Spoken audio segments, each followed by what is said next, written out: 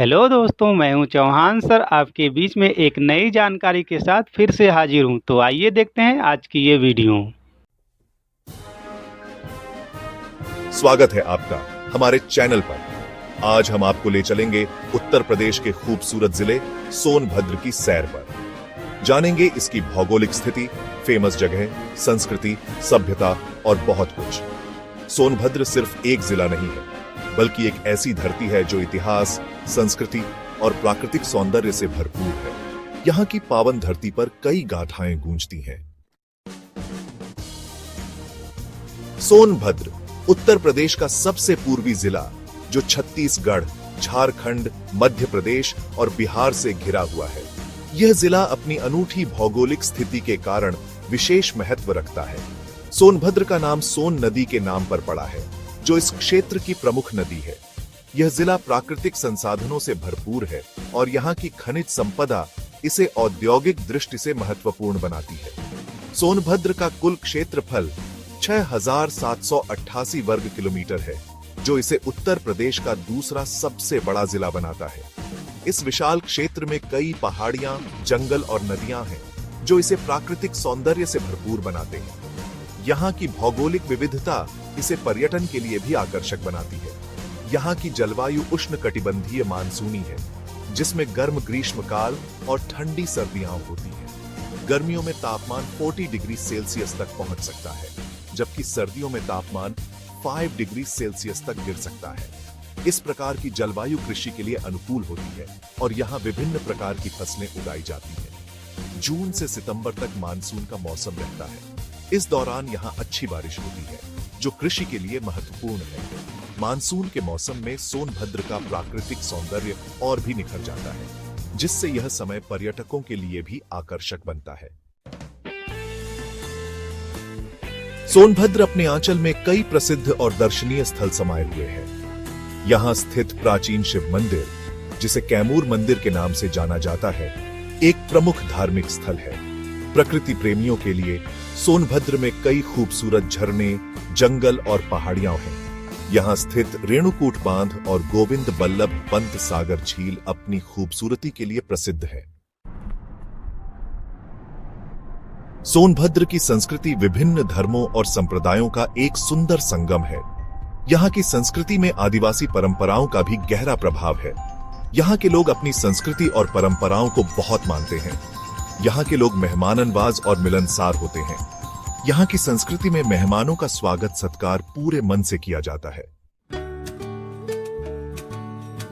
सोनभद्र की सभ्यता बहुत प्राचीन है। यहाँ से पाषाण काल के अवशेष प्राप्त हुए हैं। यहाँ कई प्राचीन मंदिर, किले और गुफाएं हैं, जो इस क्षेत्र के गौरवशाली इतिहास की गाथा बयां करते हैं। यहाँ के लोग प्रकृति की पूजा करते हैं और उसे अपनी मां मानते हैं। यहाँ के जंगल, पहाड़ियां और नदियां इस क्षेत्र की सभ्यता का अभिन्न अंग है। सोनभद्र का खानपान यहाँ की मिश्रित संस्कृति को दर्शाता है। यहाँ के कुछ प्रसिद्ध व्यंजनों में शामिल हैं बाजरा की रोटी, चना का साग, मक्के की रोटी, सरसों का साग, लिट्टी चोखा, बेर का चटनी आदि। त्योहारों के मौके पर यहाँ विशेष प्रकार के पकवान बनाए जाते हैं। यहाँ के लोग मेहमाननवाजी के लिए भी जाने जाते हैं। सोनभद्र खनिज संसाधनों से समृद्ध है और यहाँ कई प्रमुख उद्योग स्थापित हैं। यहाँ स्थित राष्ट्रीय ताप विद्युत निगम एनटीपीसी का ताप विद्युत घर देश के सबसे बड़े ताप विद्युत घरों में से एक है। हालांकि उद्योगों के कारण यहाँ प्रदूषण भी एक बड़ी समस्या बन गया है। सरकार और स्थानीय लोग इस समस्या से निपटने के लिए प्रयास कर रहे हैं। सोनभद्र की अधिकांश आबादी कृषि पर निर्भर है।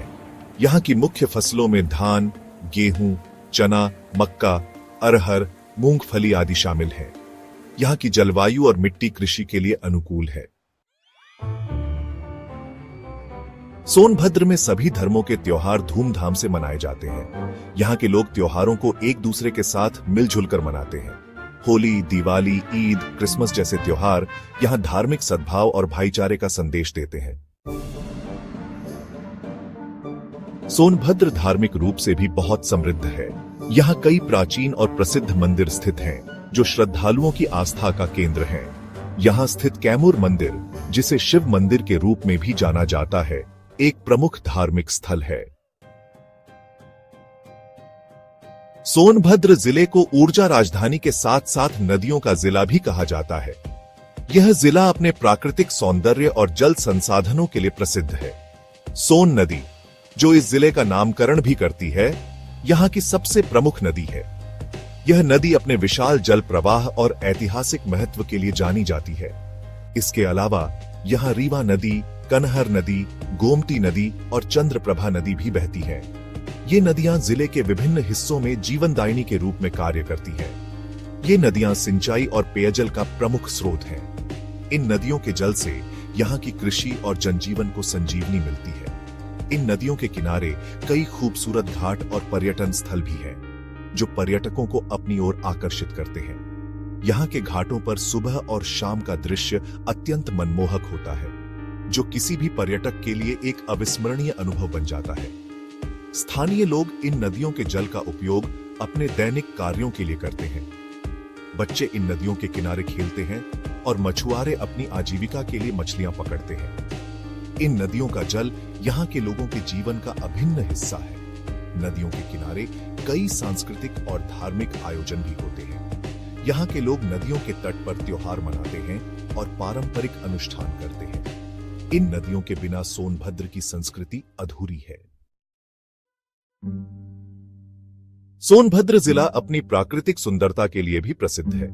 कैमूर की पहाड़ियां, जो विंध्य पर्वत श्रृंखला का एक हिस्सा है, यहाँ की सबसे ऊंची पहाड़ियां हैं। इन पहाड़ियों से होकर कई झरने भी गिरते हैं, जो प्रकृति प्रेमियों के लिए एक दिलकश नजारा पेश करते हैं।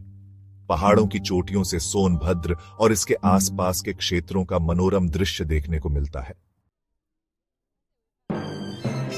सोनभद्र में पर्यटकों के लिए भी बहुत कुछ है। यहाँ ऐतिहासिक, धार्मिक और प्राकृतिक सभी तरह के पर्यटन स्थल मौजूद हैं। कैमूर वन्यजीव अभयारण्य यहाँ का एक प्रमुख आकर्षण है, जहाँ आप विभिन्न प्रजातियों के वन्यजीवों को देख सकते हैं। सोनभद्र जिला घने जंगलों से आच्छादित है।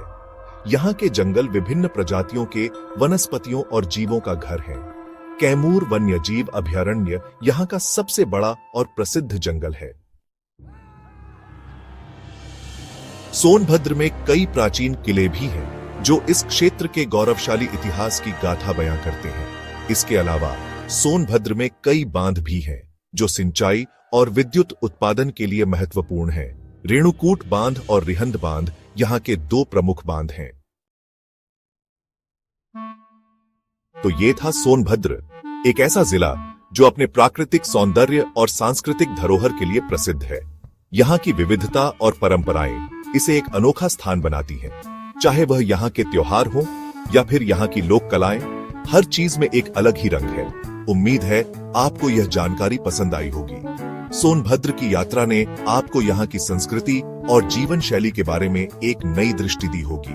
अगर आप इस जानकारी को पसंद करते हैं तो कृपया हमारे चैनल को सब्सक्राइब करें। इससे हमें और भी बेहतर सामग्री बनाने में मदद मिलेगी।